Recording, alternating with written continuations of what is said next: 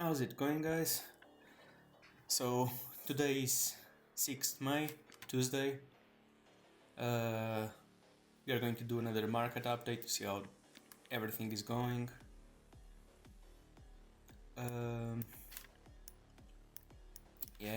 First of all, let me start by saying that this is just a market update video diary that I make. It's not intended for trading purposes, so if you trade based on what I say and you lose, well, it's your own fault, not mine. So yeah, that's it. This is just my views on the market.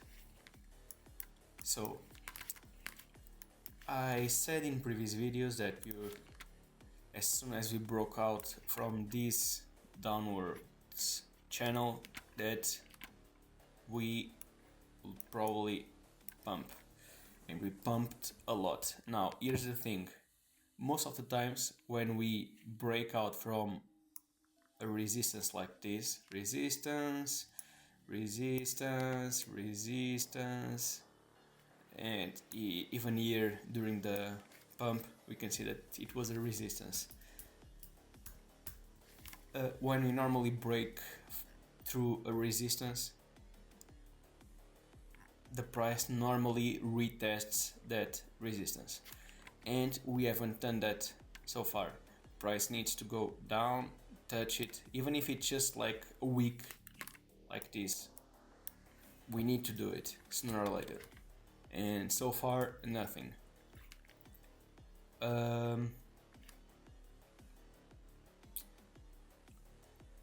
So sooner or later we should retest that resistance to see if it's a good support, and we should go up after.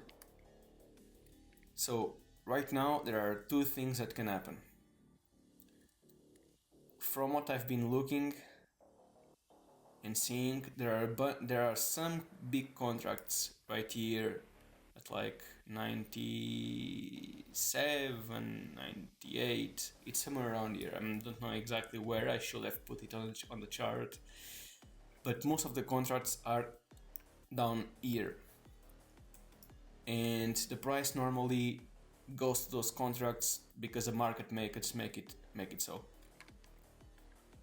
So in my opinion,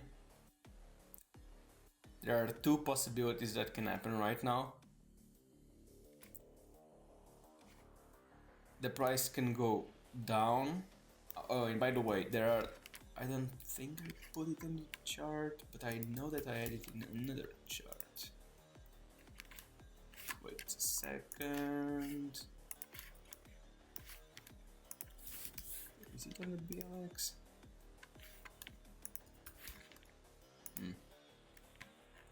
Okay, I didn't put it, but whatever.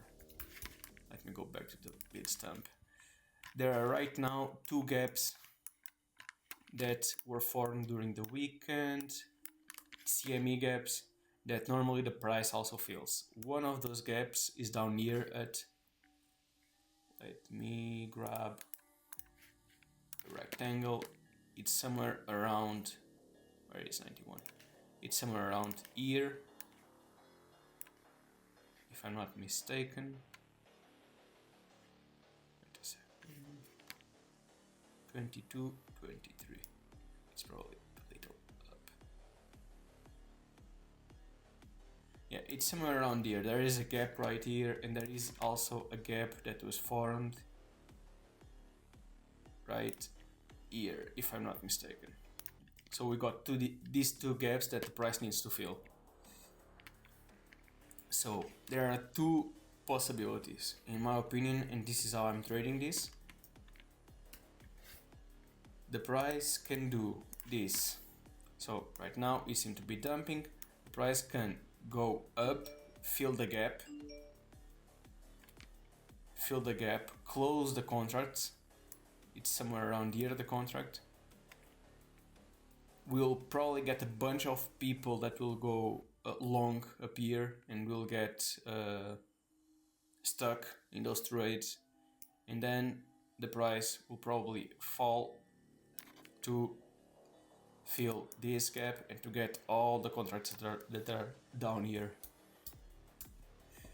So this is one possibility. If we go up, I'm expecting a drop to still 80k, 88k, somewhere around here to retest.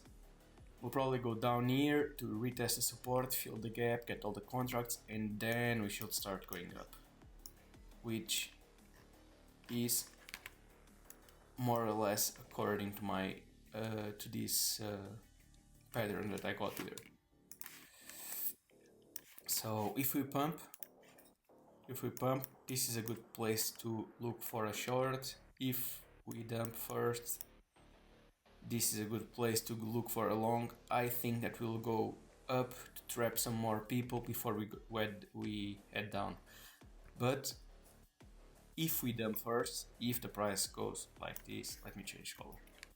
If the price, wait, where is it?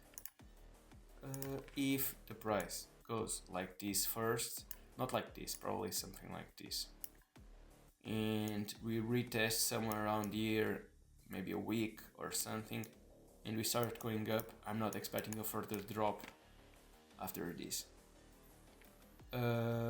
Both scenarios can happen. I'm still expecting higher prices in like 1 month, 2 from now, but at the moment it's either pump, dump, or dump, pump. So look for a long here. This is a good place to look for a long, even in other scenarios. And if we pump, this is a good place somewhere around here when the contracts get filled and we are very near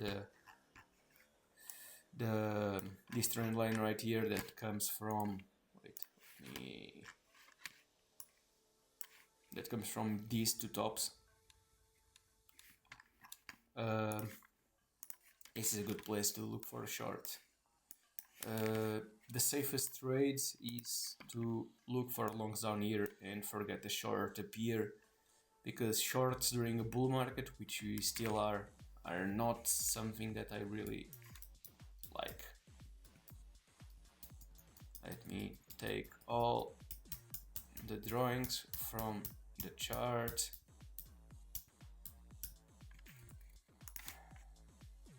Okay. So far so good. It's going more or less according to what I thought it was going to happen. MACD is turning a little slightly bearish. It can still go up because it's a daily MACD. It can do like something like this. So across is bearish, but we'll see. Maybe it will dump and then pump. Regardless, look for longs here. Also, something to keep in mind, it's these two MAs. The 10 and 50 MA. If we are above the 10 MA, we are bullish during the bull market. I'm just talking about the bull market. If we are under it, we are like we were right here, we are bearish during the bull market. If we go under the 50 MI, which is a green one, then we turn into a bear market, like we did right here. This was the start of the bear market, and we can go far back, except here, but this was the start of the bull market, so it's fine. And we had COVID and other things. Right here, this was the start of the bear market, and we could expect a further drop, and we did drop. Yeah. So yeah, so far so good. If the price keeps doing what I think it's going to do, we'll probably see 100 and I'm not going to say 50, but maybe it can happen. But I'm expecting 120 in a few months from now. 2 maybe. and we are probably going to start a bear market somewhere around here during October, November, maybe September. Yeah, September. So yeah, Bitcoin. Look for those two positions. So far so good. Let me look at, yeah, MACD is also crossing bullish.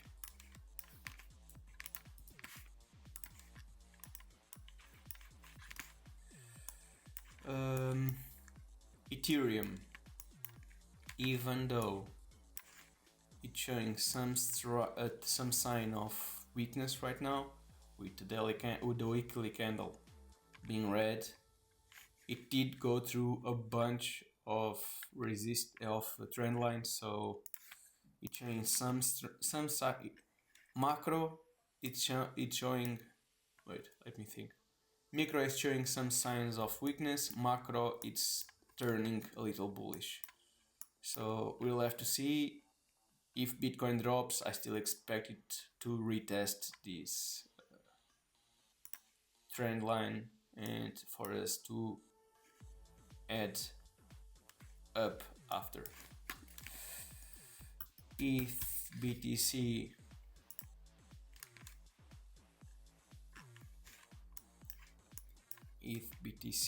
it's showing some sign.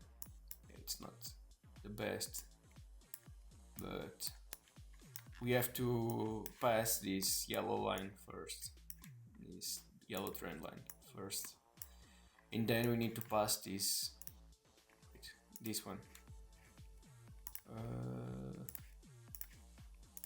this one after. We got a bunch of things that we need to see before ETH starts going up against BTC.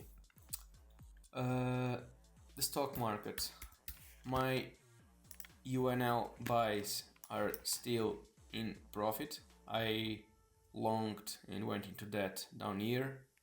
We are right now up here, so far so good. I'm not expecting further upside. I'm actually expecting we had a dump, up,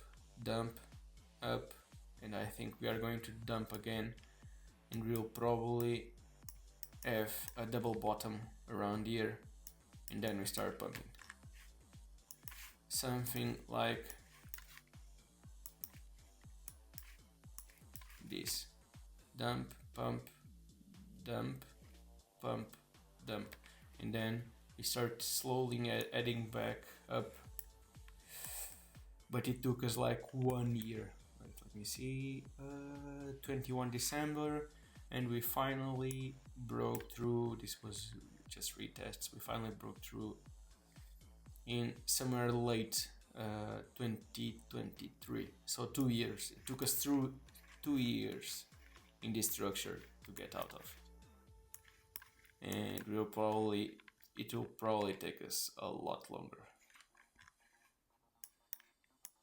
Even if we pump here, we'll probably have pump, retest this, then dump, then pump, etc, etc. It's going to take a while. I'm not expecting the whole Trump and tariffs and all of that to be well. Right now I don't know if they are going to be long-term good for the stock market or not, because it's difficult to say what happens, how they will play out, if countries are going to make agreements or not.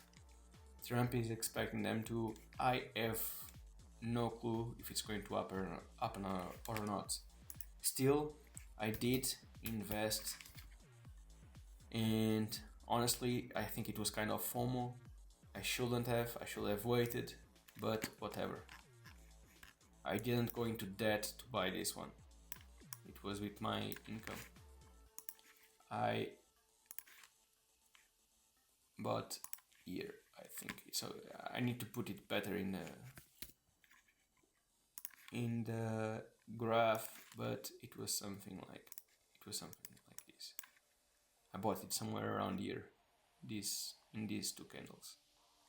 So yeah, I should have waited for further downside, because I do think that this is going to go a little down before we head back up, but it's also going to take us like 1-2 years to go up. This is KDVE, which is like just the information and technology part of the SP500, and it is the one that has been going up more than the others. It has Apple, Microsoft, Adobe. I had them here. Wait. KDVE stocks. Wait a second. Holdings. Yeah, Apple, Microsoft, Nvidia, Broadcom, Salesforce, Oracle, Cisco, IBM, Accenture, Adobe. The only thing that I don't like in this is that it doesn't have Amazon, but it makes sense since Amazon it's not a technology company. It's more of a distributor and retail and market kind of stock. So it makes sense that it's not here. I do have exposure to it in the UN now. So yeah, and I don't see any Google here, which is maybe not the best. Not sure if holding Google is good or not. Microsoft is, because Microsoft has been having some good investments in, for example, OpenAI and other companies. Apple also. As you can see, I use Apple and I really like Apple. It's a really good ecosystem. Nvidia, they've been going up a lot. Nvidia Corporation, they've been going up a lot through. Because just look at this. So sooner or later, this needs to stop.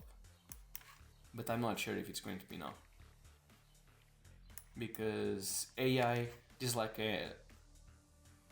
well, you guys know what NVIDIA is. Graphic cards, CPUs, chips and all of that.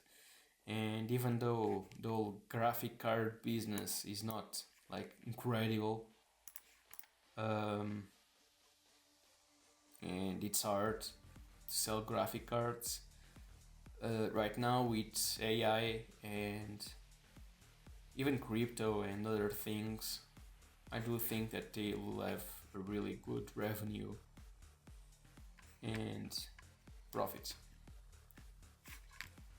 So yeah, these were my buys. Bitcoin is still looking good, just maybe a little further down before we head back up.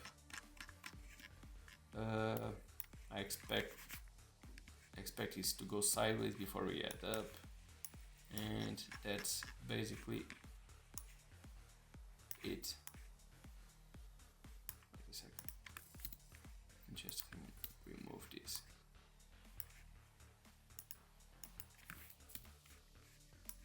Yeah.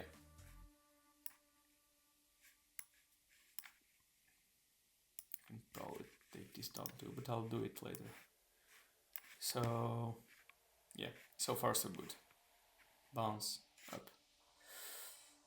Now, by the way, you guys should follow Bleeding Crypto on Twitter. He's a really good trader, and most of the things that I say here,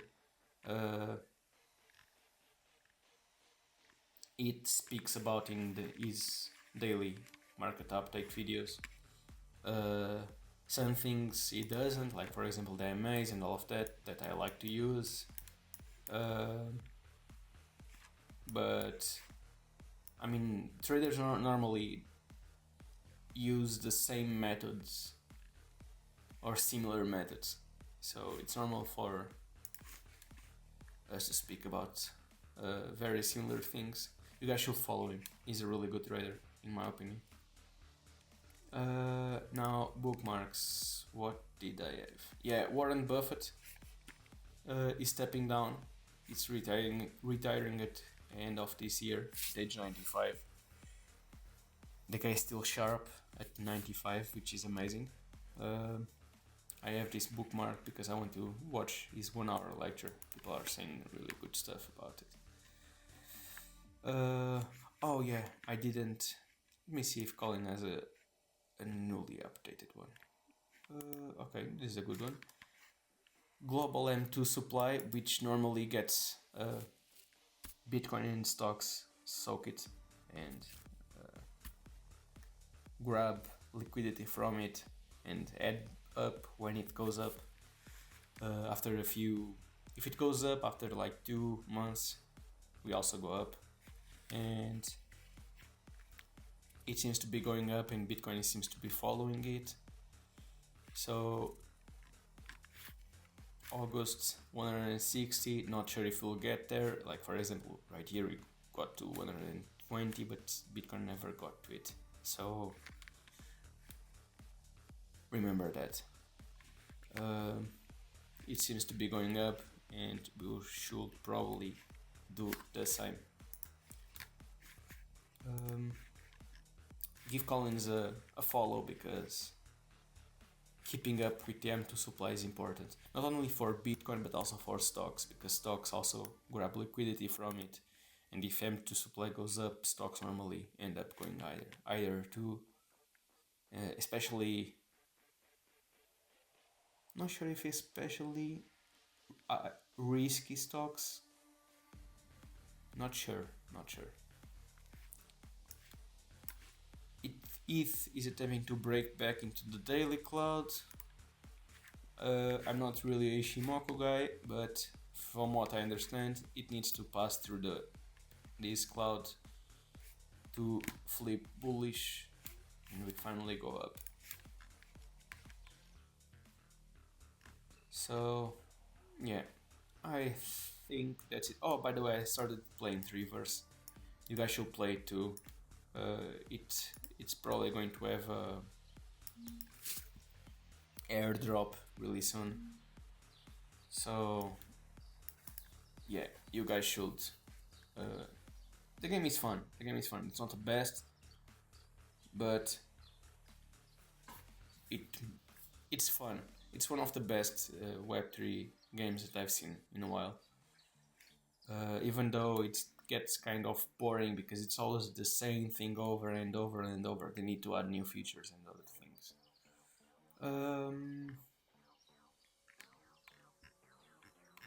I had another thing to talk about, but I didn't put it here.